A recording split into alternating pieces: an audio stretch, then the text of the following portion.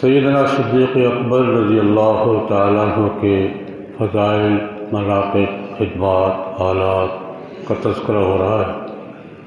چند باتیں ذکر کی تھی۔ نبی کریم صلی اللہ علیہ وسلم کا قرآن پاک میں ذکر جناب نبی کریم صلی اللہ علیہ وسلم کے ہجرت کے ساتھی کے طور پر اذ ہما فی الغار اذ یقول لصاحبہ لا تحزن ان اللہ معنا۔ قرآن کریم نے حضرت صدیق اکبر کا ہجرت کے سفر کے حوالے سے ذکر فرمایا ہے۔ یہ بات گزشتہ درس میں عرض کر دی تھی۔ ایک ہجرت تو حضرت صدیق اکبر رضی اللہ عنہ نے جناب نبی کریم صلی اللہ علیہ وسلم کے ساتھ کی تھی، وہ تفصیل کے ساتھ بیان ہوتی ہے، سنتے ہیں ہم۔ ایک ہجرت اس سے ہٹ کر بھی کی تھی، وہ عام طور پہ بیان نہیں ہوتی۔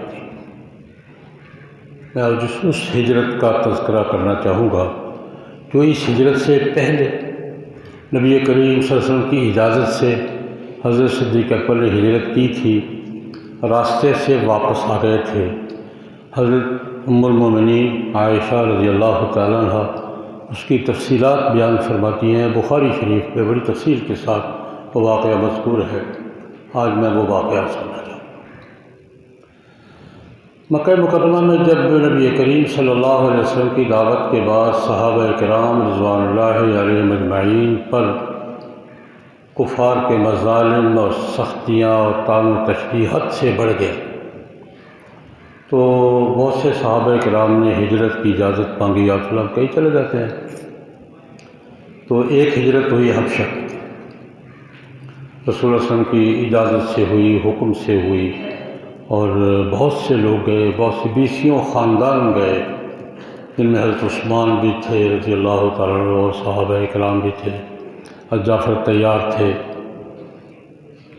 اس کے بعد ایک موقع پر حضرت ابو بکر صدیق رضی اللہ تعالیٰ عنہ نے جناب نبی کریم صلی اللہ علیہ وسلم سے عرض کیا، یا رسول اللہ میرے لیے بھی رہنا مشکل ہو گیا، مخالفت، طعن و تشنیع، اعتراضات اور اذیتیں، ذہنی اذیتیں بہت زیادہ حد سے بڑھ گئی ہیں، تو میں بھی اجازت چاہتا ہوں، اگر اجازت ہو تو میں بھی کہیں نکل جاتا ہوں۔ باقی ذرا بہت سے حبشہ چلے گئے، میں حبشہ چلے جاؤں یا کہیں چلے جاؤں، آپ سے اجازت چاہتا ہوں کہ اگر اجازت ہو تو میں بھی کہیں نکل، یہاں رہنا میرا مشکل ہو گیا۔ نبی کریم صلی اللہ علیہ وسلم نے اجازت دی، ٹھیک جاؤ۔ حضرت عائشہ رضی اللہ تعالیٰ عنہ فرماتی ہیں، ابا جی آئے گھر میں، انہوں نے بتایا کہ میں اجازت لے آیا ہوں، میں نکلوں گا، جاؤں گا کہاں؟ جہاں سینگ سمائے، جہاں موقع ملا جہاں لے گا، مکہ چھوڑ رہا ہوں۔ سامان وغیرہ لیا، سفر کا سامان جو ہوتا تھا، اور ہم سے رخصت ہو کر چلے اللہ کے حوالے۔ تقریباً 3 دن کا سفر کر چکے تھے۔ ایک جگہ کا نام ہے برق غیمات، چشمہ تھا، وہاں چشمے پر آرام کے لیے رکے۔ تقریباً 3 دن کا سفر کر چکے تھے، بس چشمے پر رکے۔ وہاں ایک عرب سردار تھے ابن الدرینہ، بنو قارا معروف قبیلہ تھا عربوں کا، ان کے سردار تھے ابن الدرینہ ان کا نام آتا ہے۔ انہوں نے دیکھا، ابو بکر کہاں جا رہے ہیں آپ؟ کدھر سے؟ فرمایا میں ہجرت کر کے جا رہا ہوں۔ کہاں؟ جہاں جگہ ملی۔ کیوں؟ مکے میں رہنا مشکل ہو گیا ہے، اخرجنی قومی، مکے والوں نے مجھے نکلنے پہ مجبور کر دیا، میری قوم نے مجھے نکلنے پر باہر رہنے کے حالات نہیں ہیں، مجھے مجبور کر دیا، میں جا رہا ہوں۔ کہاں جاؤ گے؟ جاؤ موقع۔ اس نے کہا نہیں بھائی، مثلک لا یخرج ولا یخرج، تیرے جیسا آدمی نہ شہر چھوڑتا ہے نہ اس کو شہر چھوڑنے پہ مجبور کیا جاتا ہے، تیرے جیسے آدمی کو شہر کی آبرو ہوتے ہیں۔ اور جملے وہ فرمائے کیوں؟ لأنک تصل الرحم، تحمل القلب، تکسب المعدوم، تقری الزیت، تعین علی نوائب الحق۔ آپ تو بڑی لوگوں کو جوڑنے والے آدمی ہیں، صلہ رحمی کرنے والے آدمی ہیں، آپ تو محتاجوں کو کما کے کھلاتے ہیں، آپ تو ناگہانی مصیبتوں میں لوگوں کی مدد کرتے ہیں، آپ تو مسافروں اور مہمانوں کی خدمت کرتے ہیں، آپ سماجی خدمت گزار ہیں۔ آپ کے آدمی شہر چھوڑ جائے گا تو شہر والوں کا کیا بنے گا؟ مثلک لا یخرج ولا یخرج۔ آپ جیسا آدمی نہ شہر چھوڑ کے جاتا ہے نہ اس کو شہر سے نکالا جاتا ہے۔ نہیں، میں آپ کو نہیں جانے دوں گا۔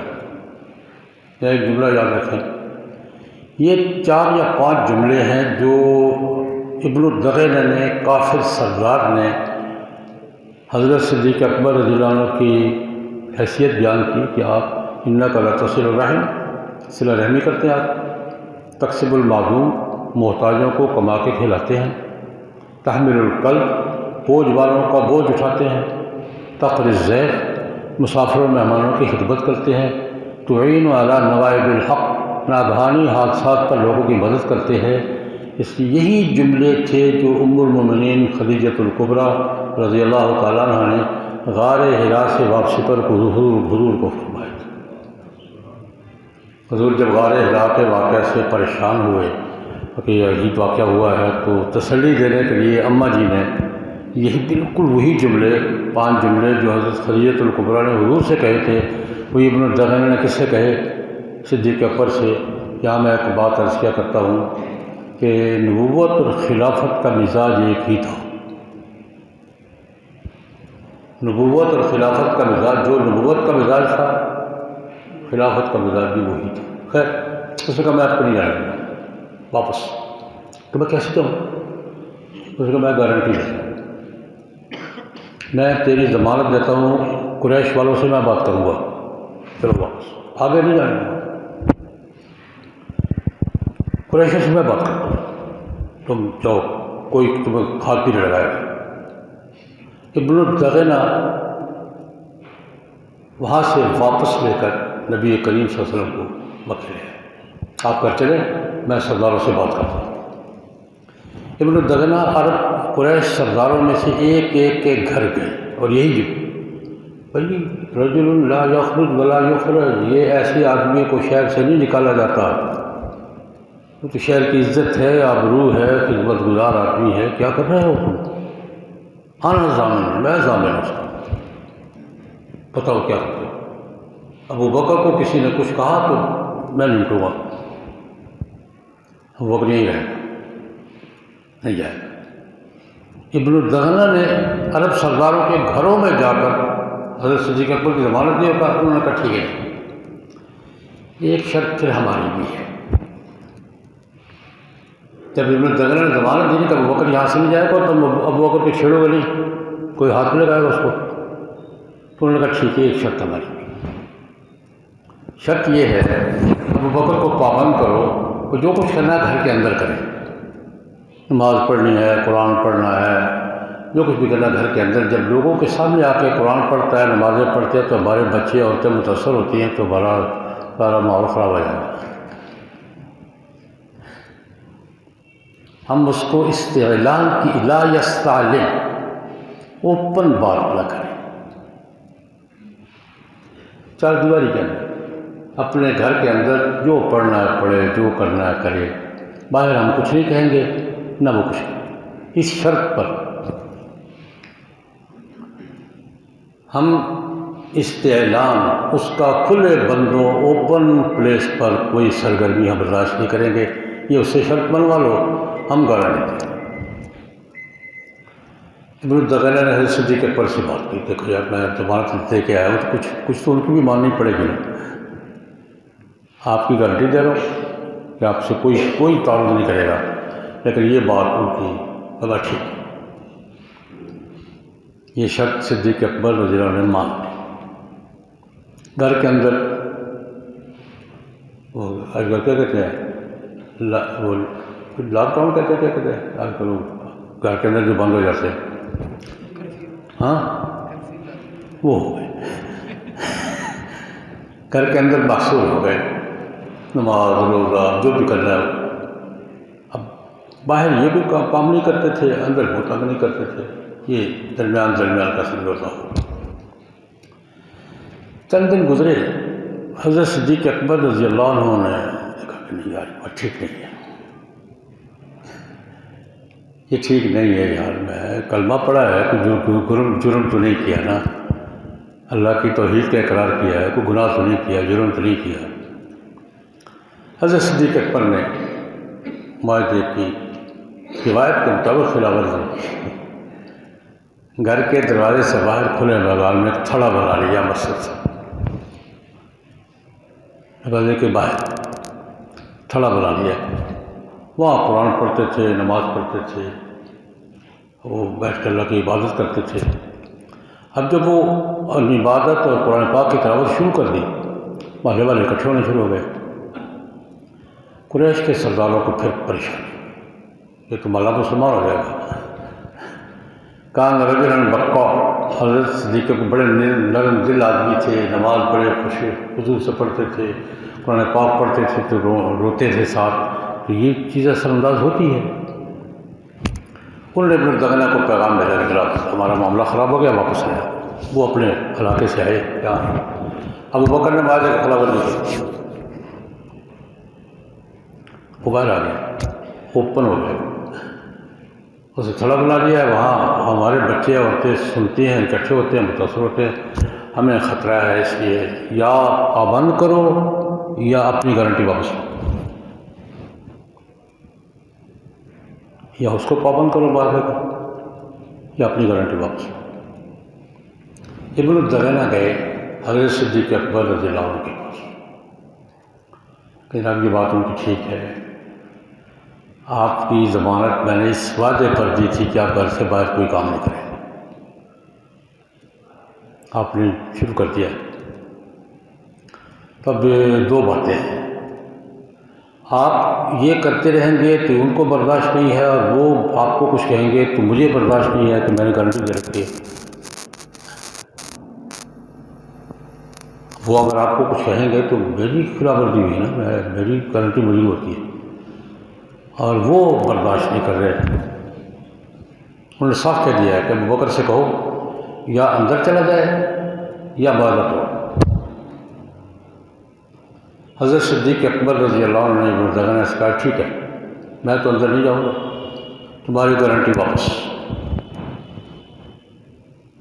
تم نے جو میری ضمانت دی تھی نا میں واپس، اللہ ضامن، اللہ کی ضمانت دی۔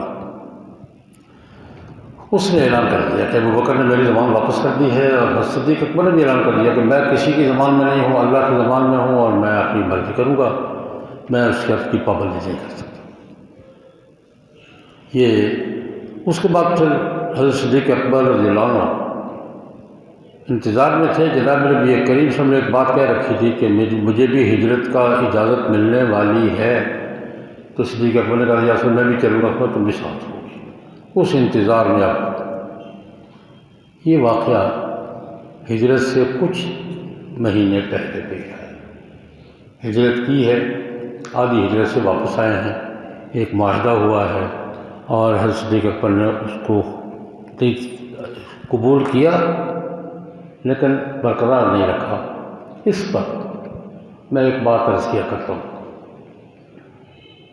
آج کل بین الاقوامی معاہدات کی بات چل رہی ہے، بہت سے بین الاقوامی معاہدات ہمیں جکڑے ہوئے ہیں، بہت سے معاہدات قرآن و سنت کے صریح احکام سے ہمیں روک رہے ہیں۔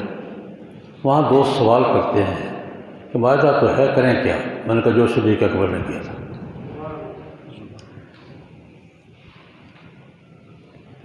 اگر معاہدہ شریعت کے احکام میں عمل میں رکاوٹ ہے تو اس معاہدے میں سنت صدیقی یہ ہے کہ دستخط تکلیفیں آتی ہیں۔ صدیق اکبر نے بھی جب وعدہ چھوڑا تھا تو سب کچھ سامنے تھا کہ یہ ہوگا، یہ ہوگا، یہ ہوگا۔ تین باتیں ہیں۔ پہلی بات، وعدہ کیا کیوں ہے؟ ہمارے یہاں یہ رواج بن گیا ہے کہ جب کسی بین الاقوامی معاہدے میں ہم شریک ہوتے ہیں اس وقت کچھ نہیں دیکھتے، اس وقت یہ دیکھتے امریکہ کیا کہہ رہے ہیں، سائن کر دیتے ہیں۔ یہ باتیں کہ اس معاہدے کے بعد ہمیں کیا کرنا پڑے گا، یہ وعدہ کرتے وقت نہیں سوچتے۔ جب بھگتنی پڑتی ہیں تو کہتے معاہدے آج کل ہمیں یہ بڑی مصیبت درپیش ہے، اور پھر ہم دیکھتے ہیں، پھر ہمیں دوبارہ سے یہ باتیں نہیں کرو، یہ باتیں نہیں کرو، بعد کی خبر ورزی ہے۔ میں نے آج یہ واقعہ اس لیے کیا ہے، صدیق اکبر رضی اللہ عنہ کے واقعات کا تذکرہ ہو رہا ہے۔ حضرت صدیق اکبر رضی اللہ عنہ نے معاہدہ کیا، جب دیکھا کہ یہ معاہدہ میری قرآن پاک پڑھنے میں رکاوٹ بن رہا ہے، نماز پڑھنے میں رکاوٹ بن رہا ہے، دین کی دعوت میں رکاوٹ بن رہا ہے، والے سے دستبردار ہو گئے، اعلان کر دیا کہ میرا کوئی تعلق نہیں اس بات، اور پھر جو بھگتنا پڑا بھگتا۔ تو آج بھی ہمارے لیے اسوہ یہی ہے، لیکن مسلمان حکمرانوں کو حوصلہ کرنا ہوگا۔ ورنہ اس وقت میں آپ سے عرض کرنا چاہوں گا، اس وقت جن معاہدات میں ہم جکڑے ہوئے ہیں، اگر معاہدات کی پابندی کریں گے تو قرآن و سنت کے کم از کم 80% احکام سے دستبردار ہونا پڑے گا۔ ہم گول مول کرتے جا رہے ہیں، ان کو بھی راضی رکھنے کی کوشش کر رہے ہیں، اور قرآن و سنت سے بھی خلاف ورزی سے بچنے کی کوشش کر رہے ہیں۔ یہ گول مول بات نہیں چلے گی، ہمیں بین الاقوامی معاہدات میں سنت صدیقی کو اپنانا ہوگا۔ اللہ پاک ہمیں حوصلہ عطا فرمائے، توفیق عطا فرمائے۔ اللہم صلی اللہ